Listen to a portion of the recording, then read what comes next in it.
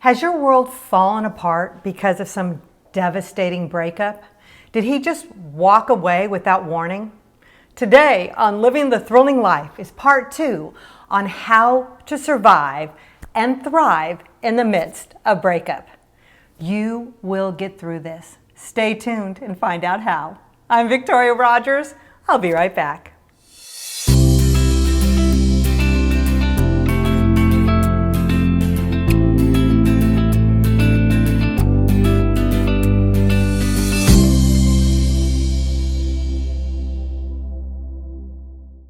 Welcome to Living the Thrilling Life. I'm Victorya Rogers, the author of Finding a Man Worth Keeping and your Love and Life coach. And I'm here to help you make better choices in love and life so you can make it through life's daily challenges. Last week, I gave you the first of my five of my 10 secrets on how to survive and even thrive after a heartbreak. Those 5, I'll recap, were allow yourself to cry, mourn, and sleep. Number 2 was reach out to God, friends, and families that truly love you for support. Number 3 was clear your digital photos throughout your phone and throughout your computer and throughout social media of you and your ex. Number 4, unfriend him and unfriend your mutual friends that you got through the relationship. And number 5, clear out all memorabilia and photos of him in your home and your car and even your office if you have photos of him in those places. You will get through this. You will survive. Hear me on this. This is not going to be the end of you. You are not alone. There's a God that loves you, knows you, and sees you, and cares about the details of your life. And that includes your precious heart. Now here's the thing. You don't know the future. None of us do. This breakup could be the end of the relationship for good, but it can also end up being the healthiest, best thing that ever happened to you in your life. Your ex may have been toxic and abusive and the relationship needed to end, so ultimately it'll be a good thing. Your ex could be a wonderful Christian man that was just not meant for you because you had different dreams, different callings on your life, different directions. Those hurt really bad, but ultimately it's for good because your right one will come along. Or your ex may be your perfect match, but for the two of you to make your happily ever after, you need time apart to figure things out and spend time working on your life goals before you get back together. Whichever it is, it's still devastating because you don't know the future and you have lost love. The best thing you can do is grieve, heal, and move forward with your life while we're figuring out what the future holds. Act as though this relationship is gone for good and do it with grace. Secret number 6, keep on living.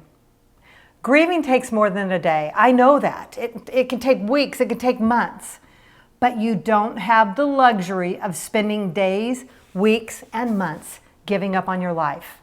Yes, you're going through the 5 stages of grief after a death because you've had a death of a relationship. Those 5 stages are grief are denial, anger, bargaining, depression, and ultimately acceptance. To some extent, you'll walk through all 5 of those stages. But while you're going through those stages, I want you to keep living. Keep moving forward in your life. We only have one life to live on this earth, and that means we can't afford to put life on hold and let it pass us by while we're just home in bed and wallowing in our pain. We need to keep on moving and keep living even when we don't feel like it.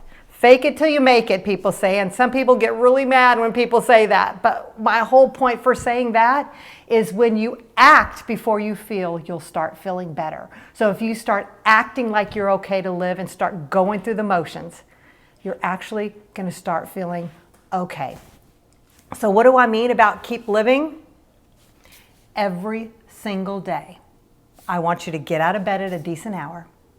brush your teeth, take a shower, and get dressed. Even if you aren't working right now, I want you to get out of your PJs and I want you to get dressed, shower, brush your hair, and get up. It literally is it's a psychological thing. It is therapeutic and it's mood enhancing to get up, brush your teeth, and do daily hygiene. Get moving and be physically active. Join a gym. I will tell you, or simply go walking or lift weights, do something physically active. But I will tell you, often the greatest revenge after any breakup for women is to have the best body ever. I mean, get in shape. Honestly, if you get in shape after a breakup, you're going to feel better physically, you're going to look better. And if he sees you when you're looking great, he might miss you. I'm just saying. But I will tell you, so many times I see women after a breakup and they just look the best, even though they didn't feel good at first, by working out and eating well and taking care of yourself. The benefit is looking great. It's a healthy body, and he just might miss you. So that's my healthy way of any kind of revenge, is to keep living and take care of yourself. Secret number 7 for surviving and thriving after a devastating breakup is to behave yourself with integrity. Character matters. No matter how much you're the victim, no matter how wronged you are, I want you to keep control of your actions. You will never win by bashing him publicly. Yes, the sad thing about abusers, if you just got out of an abusive relationship, the sad thing about abusers is they're typically only abusive to their personal relationships, and in public, they're the most wonderful human being to everybody else. So no one has any idea they're an abuser.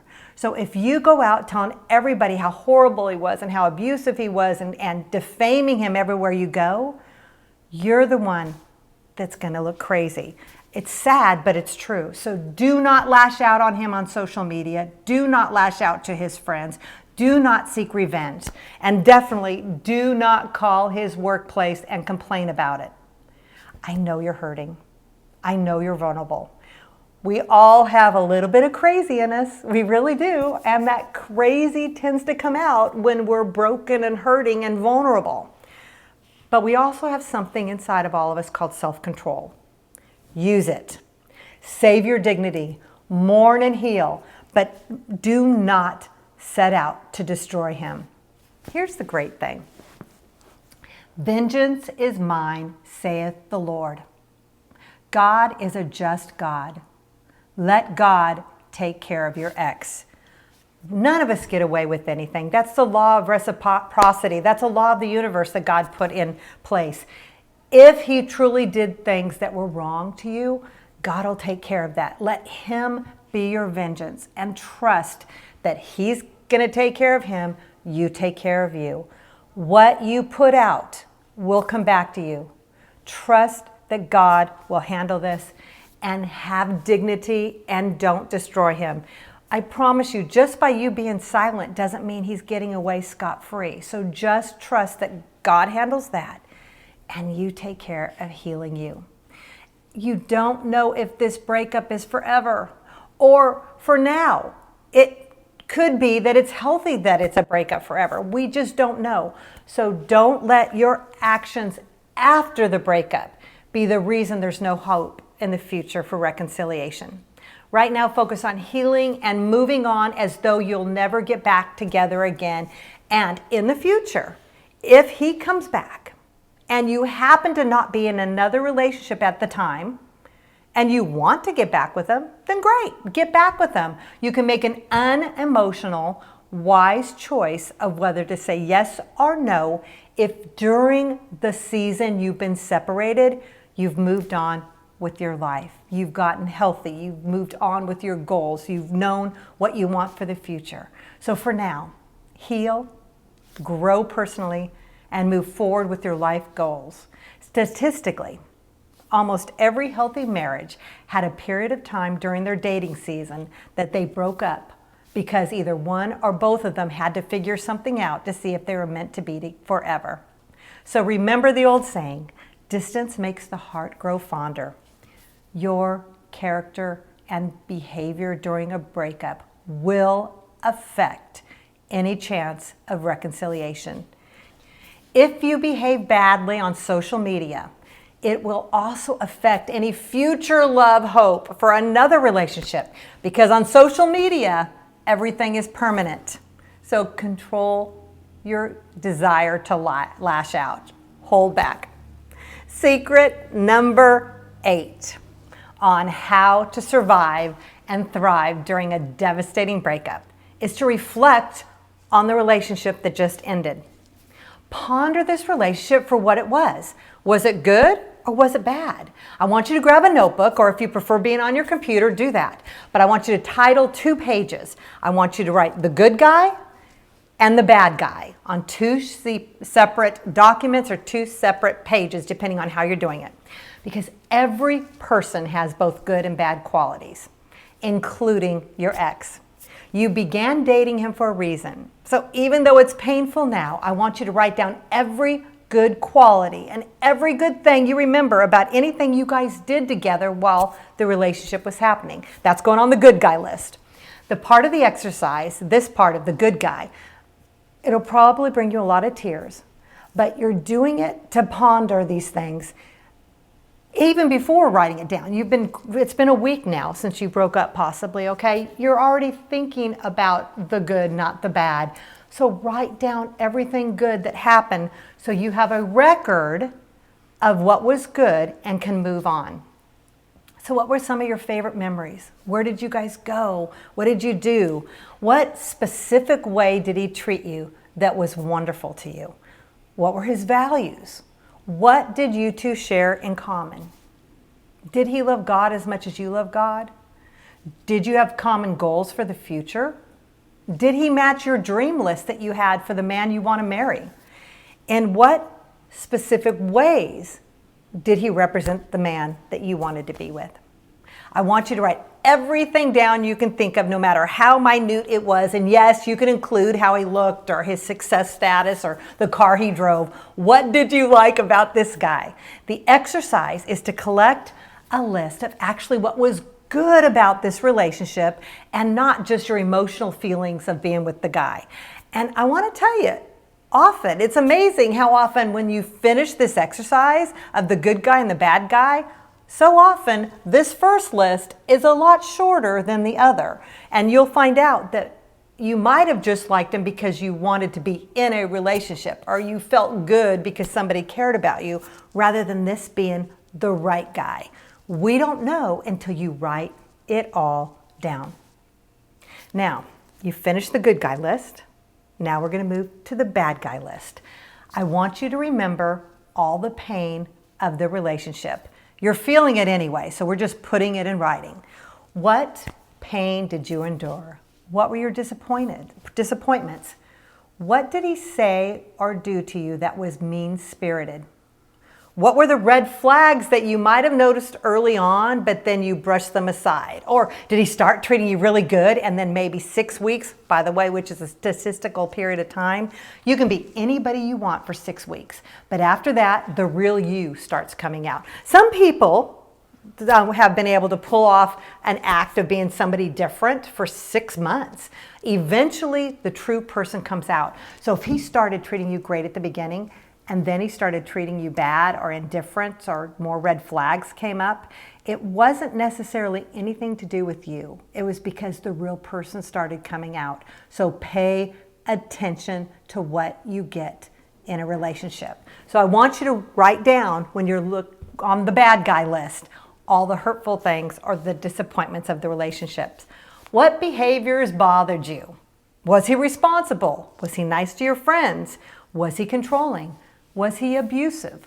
What did he do that you chose to hide from your friends or family, or ignore just because you loved him so much? It must be something I did. Did he cheat on you? If you are honest with yourself and you write it on the list, you might notice a lot of red flags that are things that, oh wow, I don't need to be in a relationship with this person. The purpose of this exercise is I want you to remember both the good and the bad together, because we all had good and bad. I want you to look at them together so you can make a legitimate, unemotional decision on if weighing them together, if this was a healthy person for you. If he just has a few non-deal breaker bad sides, like he's terrible at telling jokes, or he has a messy car, or something that bugs you, but it's not a deal breaker, and there's so many great things, then okay, then you could be open in the future if he comes back. Just saying that if he has a lot of deal breakers, red flags that are big ones, if he was abusive to you, if he was a cheater and a liar, if he couldn't ever provide for himself, much less for you, these might be deal breakers. If he didn't have any interest in God or to serve God at all, these are deal breakers. Then it's good to see that while you're at a break, to know this is not the person to take back in my life. The wanted list for your future relationship is so important. Now, another thing about going back to the good list, okay? The good list is that I want you to see what you want in the next relationship. What standards do you have for yourself? Because all the good things from this relationship were things that you want in a future relationship, okay? If he opened the doors for you and that matters to you, that's great. I'm glad he did that. Hopefully the man in the future, you know, this is how I expect to be treated. So it's good to notice the good and the bad treatments you got so you can plan on the future. Secret number 9. I want you to create a vision board. This is so healthy to do. I love doing this over and over in my life, maybe once every couple years. If you've never done a vision board, you get a poster board, and then you get a bunch of magazines, and you're going to cut out a lot of pictures that represent what you want for the future. It does help if you start by just on a piece of paper jotting down what your ideal life looks like. Where will you live? What will you drive? What will your family look like? Where will you be working? How will you decorate your space? What are your hobbies? I want you to just cut out pictures of anything that speaks to you about your future. You're going to find those photos, cut them out about your career, future plans, monetary goals, where you'll vacation, how you'll live your life. What does your ideal life look like? What kind of guy fits into that future? Also, my book, Finding a Man Worth Keeping, I have other exercises in there on how to design your husband wish list.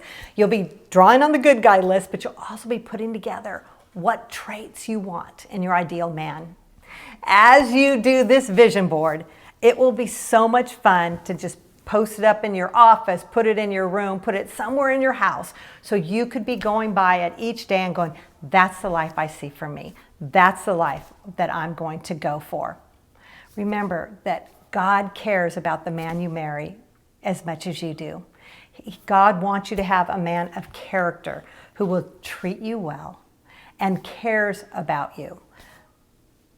Secret number 10 for surviving and thriving a devastating heartbreak. You've already put your vision board. You know what you want for the future.